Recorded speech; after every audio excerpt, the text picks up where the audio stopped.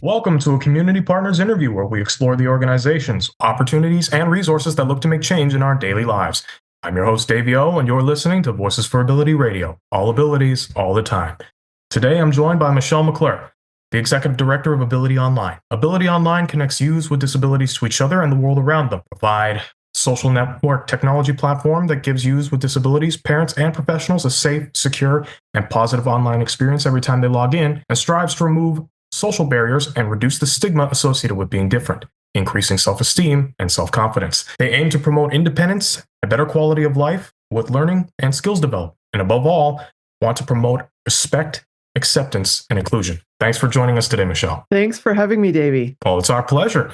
Now, to begin, why don't you tell us about yourself? Why don't you give us and tell us and our listeners a little bit more about yourself? You know, what inspired you to work at Ability Online and with individuals with disabilities as a whole? All right. Well, over 30 years ago, I graduated as a therapeutic recreation person and started working in my career at what's now Holland Bloorview.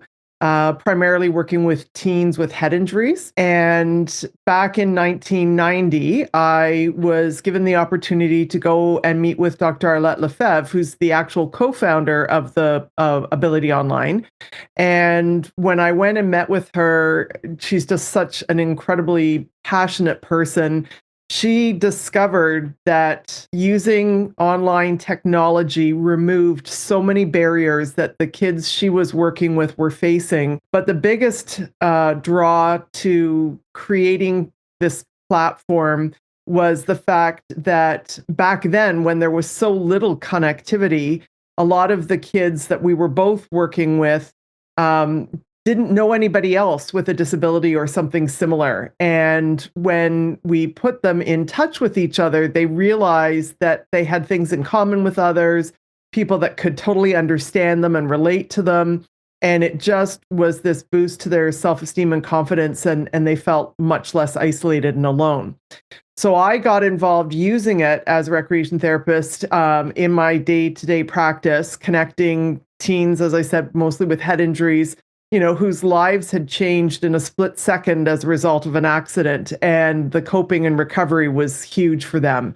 And when we put them online and they started talking with others, they realized, again, there were people that totally understood what they were going through, because quite often after an accident, your friends kind of rally around you when it first happens, but then they go back to their regular lives, and the person who's been injured often gets left behind. And people who've not gone through a trauma like that really don't understand the change and the toll it can take.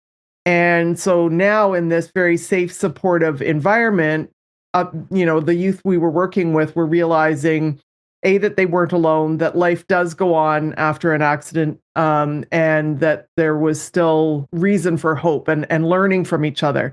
So the idea of role models and mentors was born back then. And we knew right away as we started using it that it was a game changer. And you've got to imagine 35 years ago, the technology was pretty archaic compared to what it is today. We were using dial-up modems, phone-to-phone connection, and it would take an hour to download a mail packet, and then you'd have to type your responses and then upload it again, but it still worked. I loved every second of it, and spent the first, I guess, 9 years on the board of directors, really helping to develop the program. And because I was working in a rehabilitation setting, I got to work with my clients from anywhere from 6 weeks to over a year. And so with that opportunity to work with them over time, we could really see the impact of this program. And so we just kept growing it and following the kids where they were discharged and reaching out to those communities. In 1999, we got a grant to go national. And at that time, we did have one staff person, and after we got this grant to expand, he actually moved on to another job. So I asked my work if I could take a 1-year leave of absence to launch the program across the country. And that was, where are we now? 25 years ago. So it's been a long leave of absence, but no regrets. I absolutely love it. And the program is still growing strong today, but on much greatly enhanced technology than what it was back then. Absolutely, and I'll bet. But that is a really amazing story. That is a really amazing story, Michelle. It really was. Now when you while you were rhyming off that really amazing story, I made note of a few things here. You mentioned how those teens that you connected felt isolated or alone, but that Ability Online gave them this safe and supportive environment to connect and whatnot. Gave them a reason to hope again and all that, as well as provide them connections to role models and mentors. Which actually provides a really great segue to this next question that I have for you. If a person using Ability Online wanted to find a role model or a mentor through platform, how would they go about doing so? You know what? It kind of happens organically. So we have created now a number of different ways that our members can engage with one another. So the platform itself is all text-based, which makes it fully accessible to all different kinds of technologies, adaptive technologies, disabilities. So it really is all inclusive. And we've created content areas based on the needs and interests of our members. So they really drive the content. It's not me sitting here going, oh, I think we should have a topic area on this topic. It's the members coming to me and saying, can we create a topic area to look at relationships or living on your own or living with roommates or getting ready to leave high school? And so the members can go into these different topic areas to ask questions, to learn from each other. And that's typically where they find these role models and mentors, individuals who are very comfortable sharing their own story. And those individuals also look out for new members and members that are asking questions. And they say, you know what, I get it. I've gone through this. This is what I did. This is what helped me. From time to time, we will facilitate those connections if need be, if somebody's having a hard time finding a specific kind of role model or mentor. And, you know, we're a very close-knit group, even though we're almost 1,000 members. And we get to know one another quite well. So it's quite easy to find individuals with similar interests. Also, when people do join our community, they do set up a little bit of a profile and they're allowed to indicate their goals, their interests, and also write a little about me blurb so they can tell people just who they are. And that helps also individuals find one another. And we've got a great search functionality on the site. So you can type in keywords and then find other individuals who've also put in those keywords and it matches. And then we do a weekly chat every Monday night. So there's a youth chat from 7 to 8 and a young adult chat from 8 to 9 p.m. And that's another great opportunity for us to facilitate those connections and lead guided conversations. They're always moderated, and we talk about the things that are relevant to our members. And then there is also a directory where you can look up other members by their display name. So we do respect confidentiality and privacy, but they do use their first name and then they just use something different than their last name, just to protect their identity, because they are quite often talking about their health status, and we're very mindful of that. And then we do also have a subdirectory of mentors. So you can go to that mentor directory and look for somebody. We've got someone who specializes in adapted sports, and so she's available to answer questions about sledge hockey. And we've got another person who's into swimming. We have someone who has really dealt with a lot of mental health challenges and is quite comfortable providing support to his peers in that area.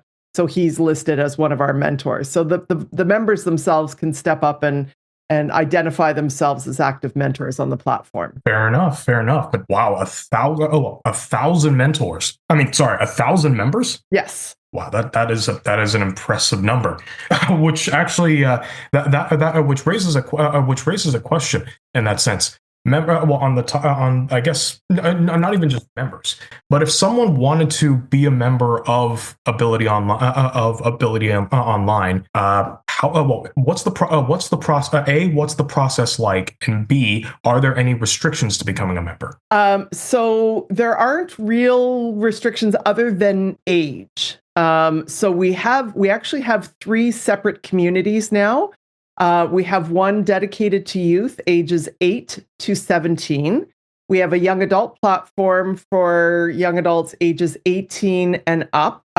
People laugh when I sort of define that upper young adult age range because we've been around for 35 years. I have members that have been with me for over 20 years and have literally grown up with the program. They started as teens. So I have a few members that are in their 40s now. We've got one who's in his 50s.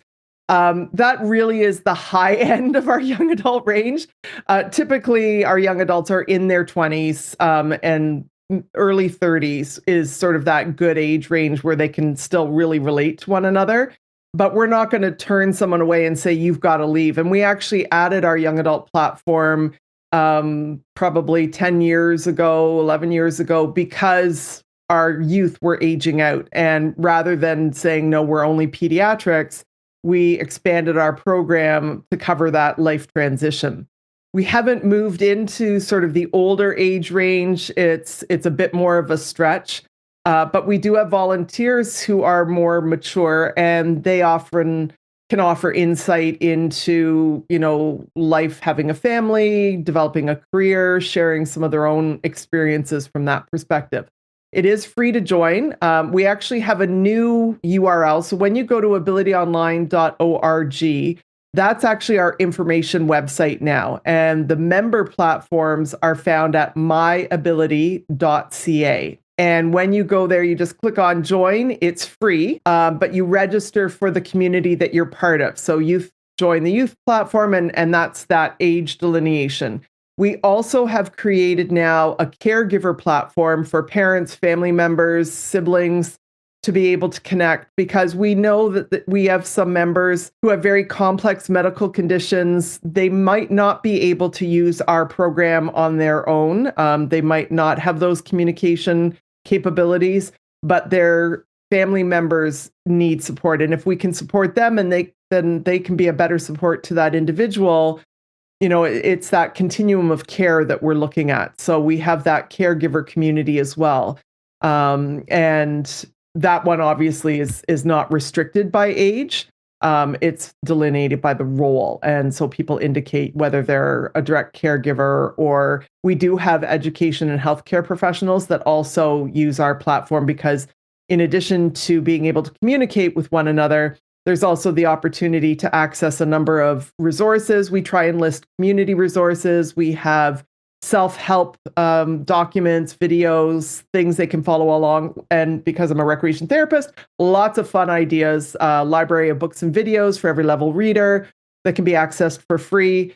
The big difference between us and other social media platforms is there's absolutely no advertising, no solicitation, no spam, no nefarious people getting in there. We screen every single registration before people get access, because we know we're working with a more vulnerable group and we want to protect everybody.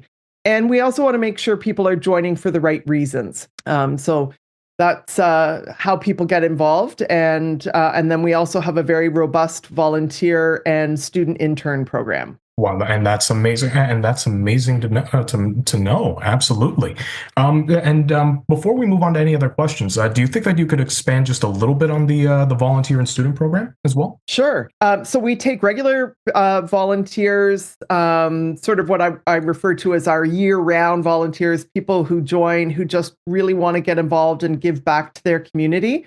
High school students join our youth platform so that they can be peer mentors to other youth. And they, at the same time, can also earn their community service hours needed for graduation. The other ideal thing about our volunteer program is we also encourage and welcome individuals with all kinds of disabilities, health challenges, mental health learning disabilities, you name it, we're all inclusive. But for those individuals who would have a hard time getting regular volunteer placements in a community agency, because we are already fully accessible, it's a great opportunity for individuals who need to get those community service hours but need accommodations. So our accommodations come naturally, which is fabulous.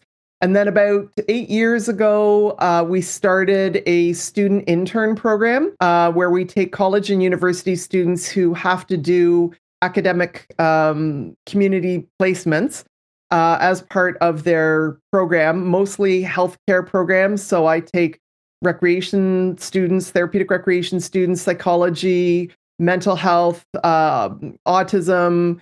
I've taken students, medical students from the University of Ottawa. We got quite a few medical students.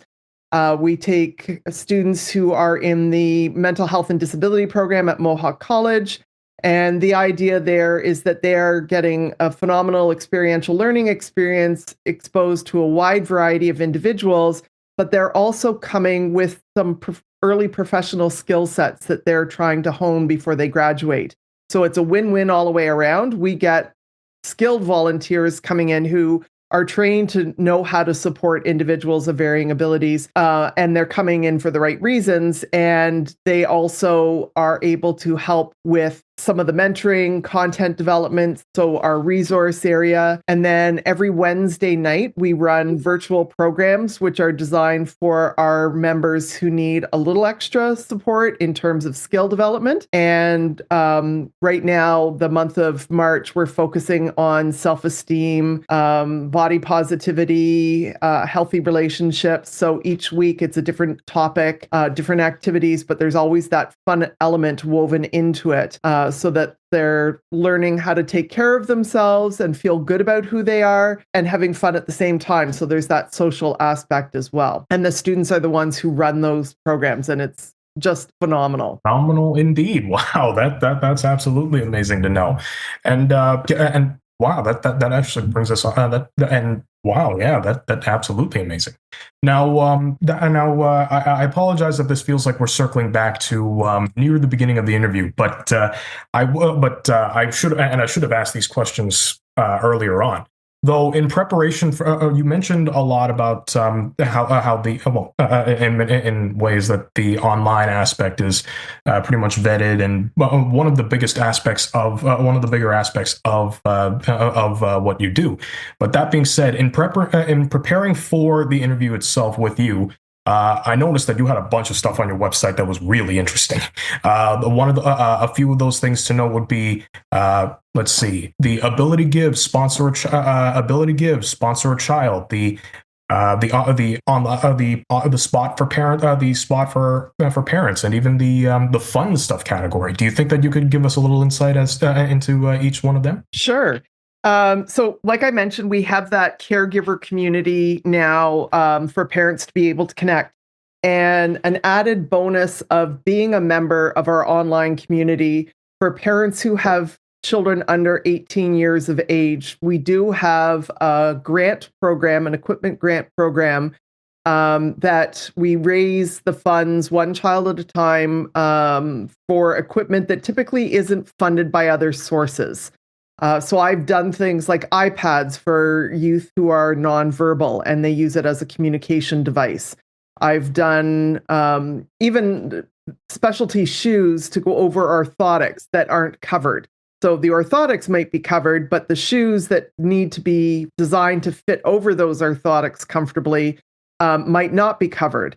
And it's just one more expense that these families have to face. So the family does need to be a registered and active member of our online community, because that is the core part of our charity is the online. But then if they are active, as I said, we set up a donation page, very similar to the concept of a GoFundMe page. But the big difference with ours is everybody who donates receives a tax receipt, and 100% of the money raised goes directly to the equipment. We don't even take off the credit card fees, but we don't take a service fee either. So GoFundMe takes at least 5% off the top of what's raised. If a family needs $4,000, we raise $4,000, they get that $4,000 to buy the equipment. And so that's the Ability Gives program. But like I said, we just do it one child at a time because, as many people know, fundraising is extremely challenging. We did have a bigger grant started. We had a family, the Pollock family are the ones who helped us start that Ability Gives program. That money has since been spent. We've granted over 300 equipment grants since doing. We've been doing it about 15 years, and now we're just able to do one child at a time and do that fundraising. The other parts you were asking about the fun stuff. So in the website, there is a fun stuff section, and it's really designed for families that are having a hard time finding accessible opportunities. So there's a lot of activities that are in there that have been tried and tested by individuals with disabilities to make sure they are accessible. And there are ideas, things that you can do at home with little supplies. No, we're trying to be mindful of expense.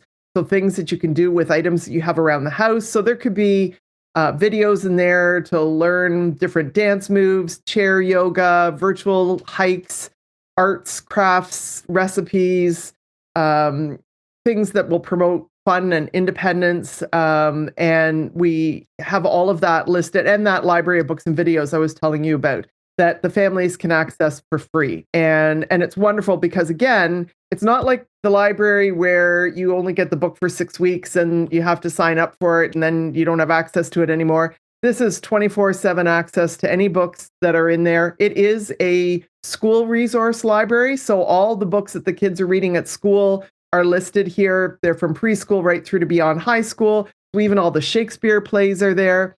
But it is designed also as a teacher resource. So it's got different curriculum ideas like book reports, and it gives the reading level for that, the grade level of difficulty for the particular book. But what I really love, even though it's not a disability specific resource, you can go in and choose a book and have it read out loud to you, but you've also got the visuals on the screen. So it's something great for parents that they can set their child up with a tablet or a laptop. But there's no pop-ups, there's no advertising, there's nothing that's going to lead these kids down a rabbit hole that you don't want them going to.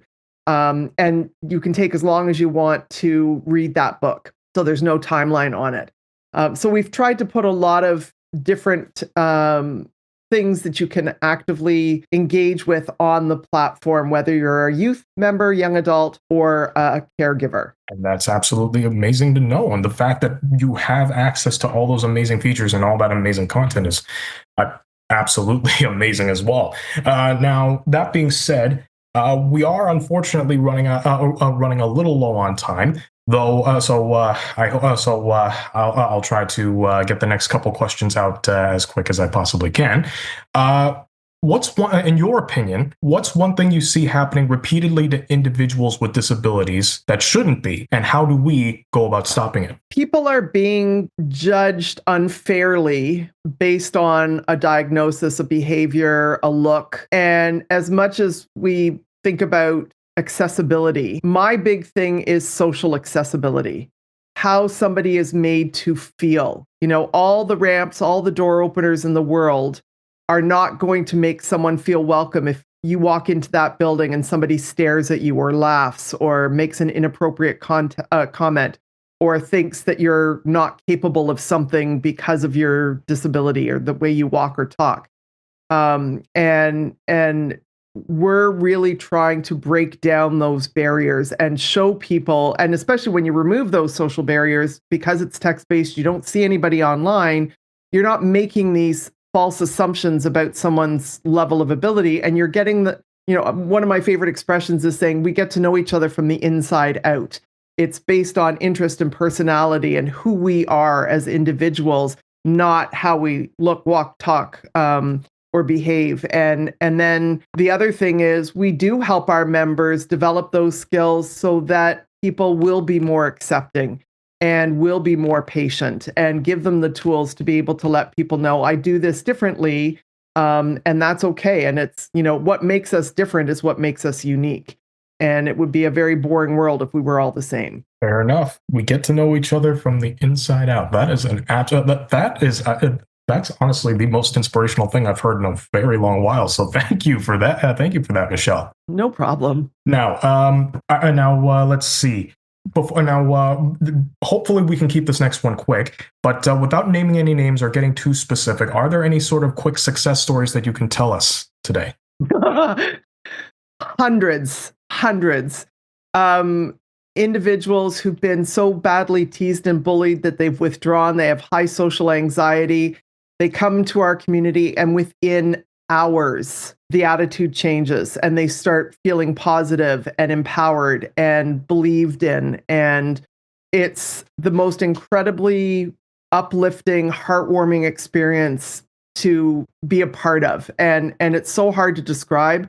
But when you are in one of our group sessions, the amount of support, care, compassion, respect is mind-blowing. And I have seen so many people just blossom because they have a community of support and people who believe in them and value them and respect them. And that is absolutely amazing to know. Now, if our listeners are looking for that respect, that compassion, that care, that support, or just are generally interested in becoming part of Ability Online in any capacity, if they're looking for that information and more, how can they find you? How can they reach you? The easiest thing to do is go to myability.ca and join. But you can also look at abilityonline.org that you were looking at, that has all the background information and detail on the public pages. My phone number's there. The email is there.